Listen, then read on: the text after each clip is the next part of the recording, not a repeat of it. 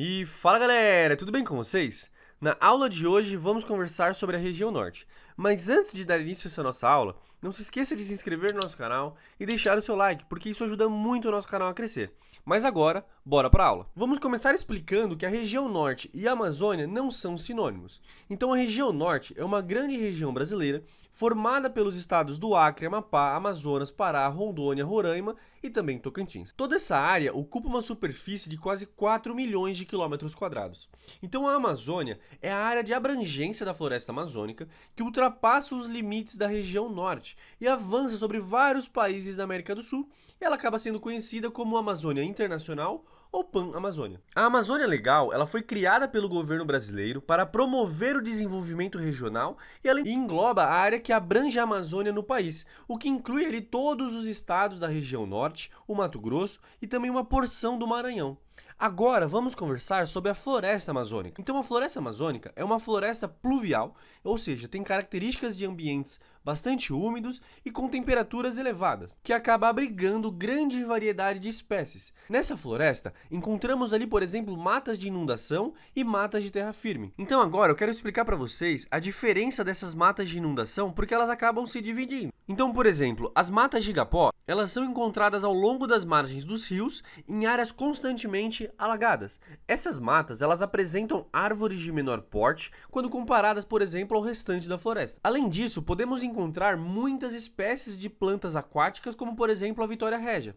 Agora, falando de uma outra divisão dessas matas de inundação, vamos conversar sobre as matas de várzea, que elas são encontradas em áreas que alagam apenas no período de cheias, e elas são situadas em geral entre as matas de igapó e de terra firme. Nelas ocorrem algumas espécies de grande porte, como por exemplo o cacaueiro e a seringueira. Agora vamos conversar sobre as matas de terra firme. Elas são encontradas em áreas livres das inundações dos rios e representam a maior parte da floresta amazônica. Nessas áreas de terra firme estão as maiores árvores da floresta, e a junção de suas copas acaba dificultando a entrada de luz solar nas camadas mais próximas do solo, tornando o ambiente escuro e muito úmido. Então, por exemplo, o cedro e a sumaúma são espécies encontradas nas matas de terra firme. Agora eu quero conversar com vocês sobre algumas outras formações vegetais. Então, a região norte, ela apresenta outros tipos de formações vegetais e também áreas de transição entre um tipo de vegetação e outro. Destacam-se principalmente ali os campos, que ocorrem em Roraima, e o cerrado, que ocorre em determinadas áreas também de Roraima, no Pará, no Amapá e em grande parcela do Tocantins. Já em áreas costeiras dos estados do Amapá e Pará, as matas de igapó e as matas de várzea dão lugar aos mangues da Amazônia, que são áreas de grande biodiversidade.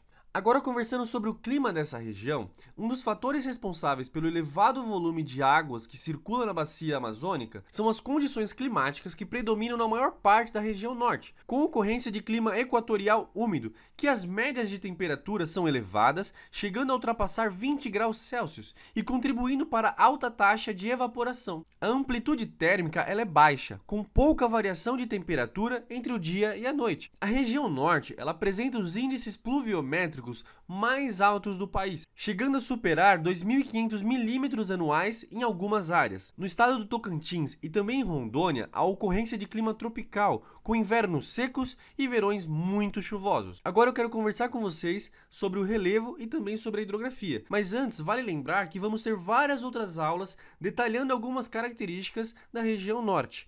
Então aqui é mais uma introdução sobre essa região. Então, falando dessa questão do relevo e também da hidrografia, na região norte predominam ali as planícies e não há grandes variações de amplitude, apenas no norte do estado de Roraima, onde se inicia o Planalto das Guianas. E ali são encontradas grandes elevações, como por exemplo o Pico da Neblina, que é o ponto mais alto ali do país, e o Monte Roraima. O restante da região apresenta altitudes inferiores a 500 metros, e a maior parte se encontra abaixo de 100 metros. Essa mesma região apresenta extensos e volumosos rios, como por exemplo o Amazonas e também o Tocantins, que forma a bacia hidrográfica Tocantins-Araguaia. A bacia do rio Amazonas é a maior do mundo e ocupa uma extensa área da América do Sul, incluindo praticamente toda a região norte. Mas calma, você sabe o que é uma bacia hidrográfica? É a área ou região de drenagem de um rio principal e de todos os seus afluentes.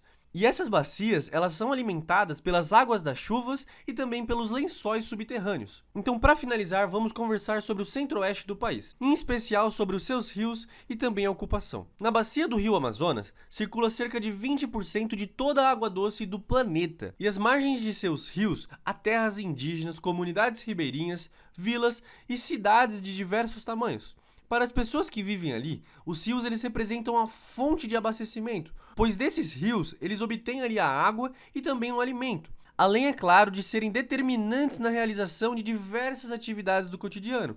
Como a maioria dos grandes rios amazônicos atravessa áreas de planície, há mais de 20 mil quilômetros de vias fluviais navegáveis e, em muitos casos, as embarcações representam o principal meio de transporte das pessoas e de mercadorias daquela região. Durante os meses mais chuvosos, os rios amazônicos alagam as áreas de várzea e alguns deles podem apresentar variações de nível de muitos metros. O regime de cheias e vazantes acabam influenciando os aspectos da vida social, como por exemplo o transporte, a agricultura, pois o alagamento das várzeas durante as cheias acaba resultando em solos muito férteis, que podem ser explorados quando o nível das águas estiver um pouco mais baixo. Um outro aspecto que vale observar para a gente finalizar esse vídeo é o modo de construção das casas suspensas da população ribeirinha, que é conhecido como palafitas, que é uma forma de proteção contra as cheias desses rios. Eu espero que vocês tenham gostado dessa aula. Qualquer dúvida, não se esqueça de nos mandar e até a próxima aula.